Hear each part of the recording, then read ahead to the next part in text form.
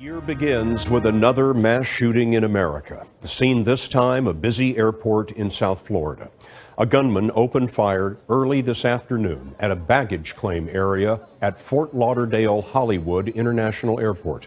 13 people were hit. At least 5 of them have died. A suspect surrendered. He is identified tonight as 26-year-old Esteban Santiago, a former Army National Guardsman. He had flown to Fort Lauderdale on Delta Airlines from Alaska via Minneapolis. A local official says he removed the weapon he used from a case that he had checked. Federal sources tell us that 2 months ago, Santiago walked into an Alaska FBI office, and the agents there were so concerned about what he was saying, they sent him to a mental hospital. Stop firing these deputies downstairs. This cell phone video captures the moments after shots rang out at the baggage claim area in Terminal Number 2 of the Fort Lauderdale International Airport. A lone gunman opened fire on passengers, leaving 5 people dead and 8 injured. Paramedic, lower level inside. We have a subject with gunshot to the head. Some of the wounded found shelter outside while they waited for help. Hundreds more ran for safety onto the tarmac and airport roads, taking shelter near cars and up against buildings. Everybody took off, and they said a shooter. I heard a lady yell for help, and then I just saw people running, and I just ran. The shooter has been identified as 26-year-old Esteban Santiago from Anchorage, Alaska. According to officials, he was carrying a military ID. Eyewitnesses say the gunman ran out of ammunition and laid down when the police came and arrested him. One Broward County official is reported as saying the gunman was a passenger on an incoming flight. He retrieved his luggage at the baggage claim, walked into the airport restroom, loaded the gun, and then opened fire. Investigators say that Esteban Santiago has no known connection to terrorism and that the 26-year-old New Jersey native got into an argument on one leg of his travel from Alaska to Florida. The motive remains under investigation. The chair declares the joint session dissolved. And with that, it's official. Donald Trump is the winner of the presidential election. Congress certifying the Electoral College votes Friday in a joint session. Mr. President, I object because people are horrified by the overwhelming evidence of Russia. But like so much of this presidential campaign, it was not without drama. I object. House Democrats standing up nearly a dozen times to try and contest ballots. There's no debate. It is over. And in New York, Trump and Vice President-elect Mike Pence getting briefed by top intelligence officials on their report on Russia's election cyber attacks. In another major story tonight, U.S. intelligence has concluded that Russian President Vladimir Putin ordered his military to help Donald Trump win the election. President-elect Donald Trump behind closed doors today, face-to-face for the first time with the highest levels of the nation's intelligence community. Just this morning, in an interview with the New York Times, he called it a witch hunt. Hours later, Trump sat across from the director of national intelligence and the heads of the FBI, CIA, and NSA as they presented their explosive report, concluding, quote, Russian President Vladimir Putin ordered an influence campaign in 2016 aimed at the U.S. presidential election to undermine public faith in the U.S. democratic process, denigrate Secretary Clinton, and harm her electability and potential presidency. The report is really heavy on assertions and very light. Well, it's not even very light. It's weightless in terms of evidence. I mean, to be fair, we did hear U.S. intelligence leaders say they weren't going to disclose some details because of confidentiality. This is a highly politically motivated and subjective report which was issued by the intelligence community, and it's not surprising that it rushed to this report whilst the Obama administration was still in office, because there's no question this was politically induced, this report. Dozens of activist groups plan to protest the January 20th inauguration of Donald Trump. Some anarchist groups have threatened to shut down Trump's swearing in as U.S. president. But police in Washington said Friday they believe that thousands of security officers assigned to the event will be able to ward off any disruption. Interim Police Chief Peter Newsham told reporters, the fact that you have some folks that are indicating on social media that they're coming to shut down the inauguration events is something that we will be prepared for. We've experienced that type of thing before in the city, and we'll be able to handle it. In Germany on Friday, hundreds of U.S. tanks, trucks, and other military equipment arrived by ship to be transported by rail and road to Eastern Europe as part of a NATO buildup, an action which has angered Russia. Major General Timothy McGuire told reporters, "The best way to maintain the peace is through preparation." In addition to U.S. troops going to Poland, NATO members, Germany, Canada, and Britain are also sending battalions of up to 1,000 troops each to the former Soviet republics of Estonia, Latvia, and Lithuania. McGuire said, "This is just showing the strength and cohesion of the alliance and the U.S. commitment to maintain the peace on the continent. This series of measures is aimed at reassuring U.S. allies in Europe after Russia's 2014 annexation of the Crimea region of Ukraine." With only 2 weeks remaining until President-elect Donald Trump takes the presidential oath, China has already been testing his temperament. Recent air and sea drills of new advanced military weaponry suggest Beijing won't back away from projecting its power in East Asia. While Americans enjoyed New Year's football games, China successfully completed live-fire exercises of its first advanced fighter jets. Called the J-15 Liaoning, the Chinese Navy tested the jets in the South China Sea on the country's first aircraft carrier. The flights indicate the Chinese government is now fully equipped with advanced weaponry to reach well beyond its own territory. Also, it sent a message to the incoming Trump administration that China will not back down from claiming ownership of the South China Sea. One Chinese naval officer said the new jets performed well during difficult conditions. Last year, tensions with the United States escalated when the Chinese Navy seized a U.S. underwater drone near the Philippines. President-elect Trump said China could keep the drone, but Beijing eventually returned it. Meanwhile, U.S. ally Taiwan is nervous about China's military buildup and says it could threaten the balance of power in the East Asia region. President-elect Trump has already expressed concerns about China's military expansion in the South China Sea. He has yet to announce specifics on how he may respond to Beijing's buildup. President Rodrigo Duterte says he hopes Moscow, a rival of the Philippines' traditional ally, the United States, would become his country's protector. He said this as he toured one of 2 Russian warships on a 4-day visit to Manila. Duterte's remarks come a day after Russia's ambassador said his country was ready to supply the Philippines with sophisticated weapons and aims to become its close friend. Duterte has thrown the future of Philippine-U.S. relations into question with angry outbursts against America. His support of his country's war on drugs doesn't help American relations either, which has left prisons overcrowded and more than 6,000 dead as a result of cop and vigilante killings. Russia announced on Friday that it's withdrawing its aircraft carrier and some of its other warships from the waters off Syria. The Russian Defense Ministry says it's starting to downsize its forces following an order by President Vladimir Putin. It's unclear how extensive the drawback will be.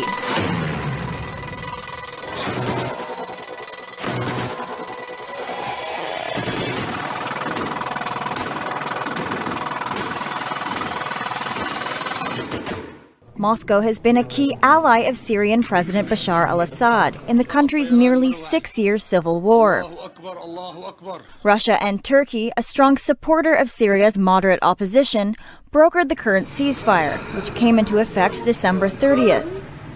The truce has mostly held, though it has not stopped the violence altogether. Both the government and the rebels have accused the other side of violating the truce. Under the new ceasefire agreement, Russia and Iran are tasked with ensuring compliance by the Syrian government and its allies, while Turkey is serving as a guarantor for the opposition.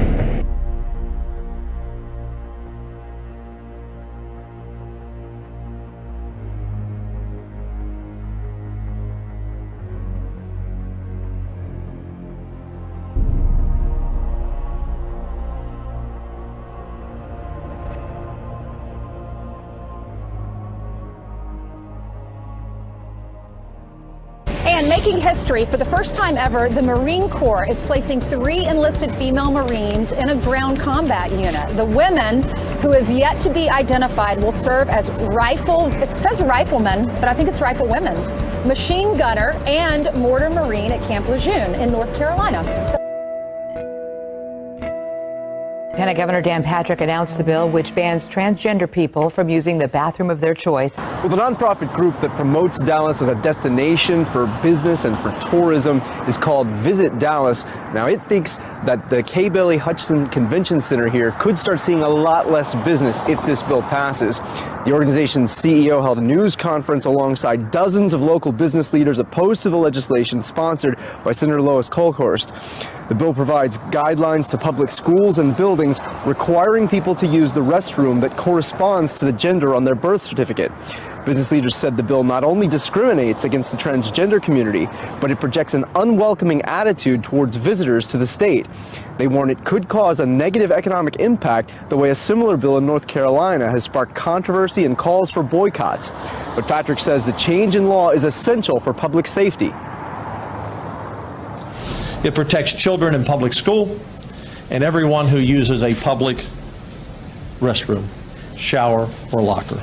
We need to have laws on our books that are open, inviting, and non-discriminatory. No one's asking for legislation. No one is coming to us saying we have a problem. Saying no. Now, the Lieutenant Governor is claiming widespread public support for the bill based on a study commissioned in November that asked Texans what they think. But business leaders here warn passage of the bill could cost the state as much as $8.5 billion in lost economic activity. A transgender man is suing a Catholic hospital for refusing to perform an operation that was part of his sex change. John A. Conforti filing a discrimination lawsuit against St. Joseph's Medical Center in New Jersey for refusing to perform a hysterectomy. The hospital citing religious reasons.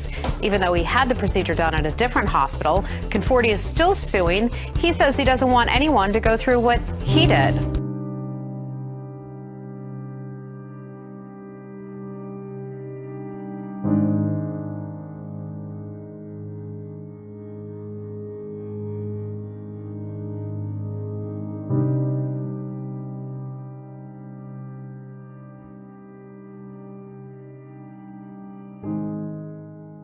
On Friday, it was confirmed that a convicted killer serving a life sentence in California became the first U.S. inmate to receive state-funded sex reassignment surgery. In August 2015, California prison officials agreed to pay for the surgery for Shiloh Heavenly Queen. Queen was convicted of first-degree murder, kidnapping, and robbery for ransom and has no possibility of parole. The case prompted the state to become the first to establish standards that will allow other transgender inmates to apply for state-funded sex reassignment surgery. It is time to repair the damage done by this misguided hit job at the UN. It's time to rebuild our partnership with Israel and reaffirm our commitment to her security. Who are we kidding? I heard the ranking member say this isn't about Obama, and yet virtually every statement on the other side of the aisle is trashing President Obama. If you want to simply condemn the UN resolution, let's do so. I'll join you. But that isn't what this is about. It's subterfuge. This is about kicking a president on the way out one more time. The resolution broadly says the UN vote on December the 23rd is an obstacle to Israeli-Palestinian peace. It calls for the repeal of the UN resolution and provides measures for the incoming Trump administration to limit its effects. Israeli Prime Minister Benjamin Netanyahu has thanked U.S. lawmakers after the House of Representatives condemned a UN Security Council resolution on Israeli settlements. After the outrageous anti-Israel resolution at the UN, the U.S. House of Representatives voted yesterday resoundingly to support Israel and reject this one-sided resolution. Democrats and Republicans alike know that the Western Wall isn't occupied territory. They voted to either repeal the resolution at the UN or change it, and that's exactly what we intend to do. I want to thank the U.S. House of Representatives, which reflects the tremendous support Israel enjoys among the American people. Thank you, America. Thank you, Congress. Ta-da! What do you think?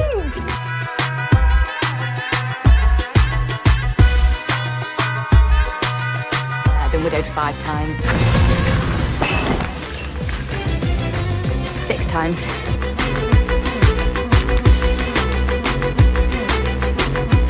It's only 3 days till the beheading, and I've got no idea what I'm going to wear.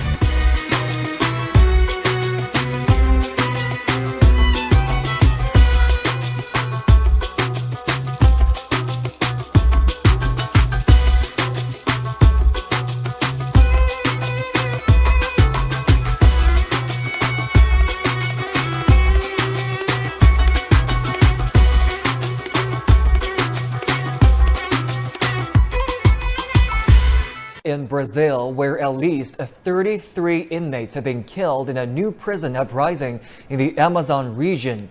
Few details are available so far about the uprising that took place early on Friday in Roraima State's biggest penitentiary. The riot took place just 5 days after 56 inmates were killed in a nearby state in the country's worst prison massacre for more than 2 decades. The top security official in the state blamed Friday's violence on the Sao Paulo-based First Capital Command drug gang.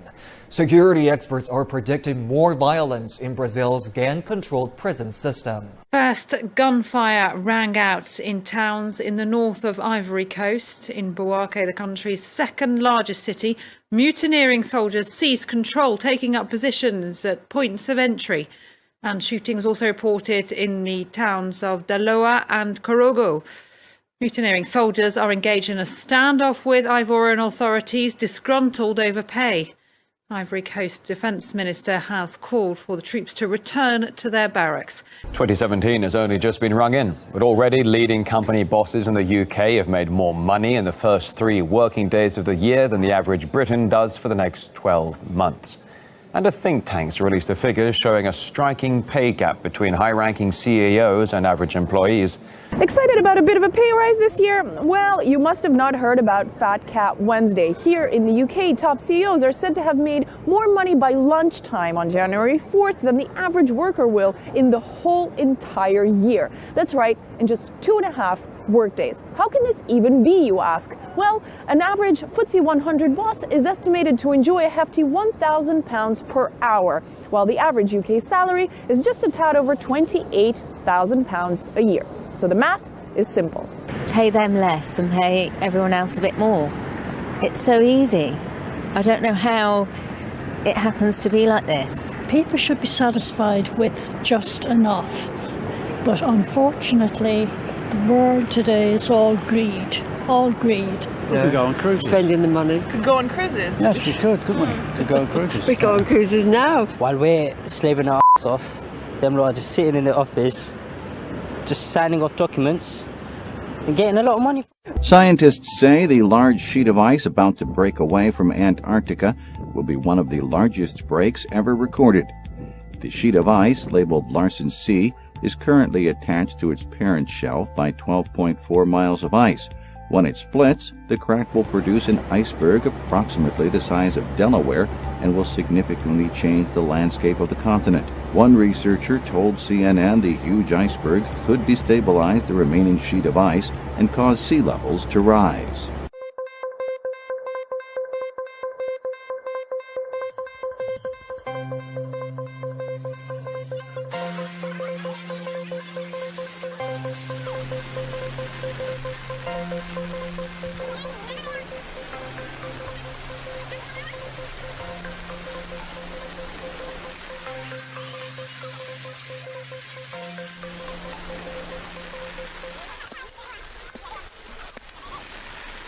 On Friday, the Energy Department warned that the nation's power grid is in imminent danger of cyber attacks. A 494-page report stated widespread distribution of electric service because of a transmission failure initiated by a cyber attack at various points of entry could undermine U.S. lifeline networks, critical defense infrastructure, and much of the economy. It could also endanger the health and safety of millions of citizens. The report also said Congress should update the Federal Power Act to grant the Energy Department emergency powers over the electrical grid. If you need to feel loved, Jim Ford says this is not the job for you. You're going to have people try to run you over with their car. For the last 20 years, he has worked as a repo man outside St. Louis. My car now. But this story isn't about his most disgruntled customers. It's about his most grateful. He was wonderful. Wonderful? Yes. I'm talking about the repo man. He was wonderful. I mean, he's the kindest man I ever met in all my life. Stan and Pat Kipping live in Red Bud, Illinois. Stan, a Navy vet and retired janitor, is in the early stages of Alzheimer's. I love you. Well, I love you too, baby. They say they've never been rich, but they've never been this deep in debt either. The most devastating blow came just a few months back, when they realized they couldn't even afford the $100 monthly payments on their '98 Buick Century. When he took the car, I just said, God, do whatever you think is best for us. You know, God works in mysterious ways. Well, if he's working through a repo man, that's the most mysterious of all. That's right. They're like America's grandparents. I saw my grandparents in them, and I made it a block before I pulled over and called the bank. And I asked them if I could pay off the past due amount. You must have cleaned it up a lot. Jim returned a few days later. He had the car detailed, the oil changed, even put a frozen turkey in the front. He also started a GoFundMe, which covered the late payments and then some. We paid off the whole car. The whole car? Oh, my God. Oh, my God. You have no car payment anymore. Oh, my God. Paid the whole thing off. Oh, my And then, finally, he gave them an envelope with the extra money. More than $17,000 extra to date. Yep. How has this changed your outlook on life? There's good people out there. He's our guardian angel. There are good people out there, guardian angels, and sometimes you find them in the most unlikely places and professions. Because, although kindness is rarely a job, no matter what you do, it's always an option. How'd you get so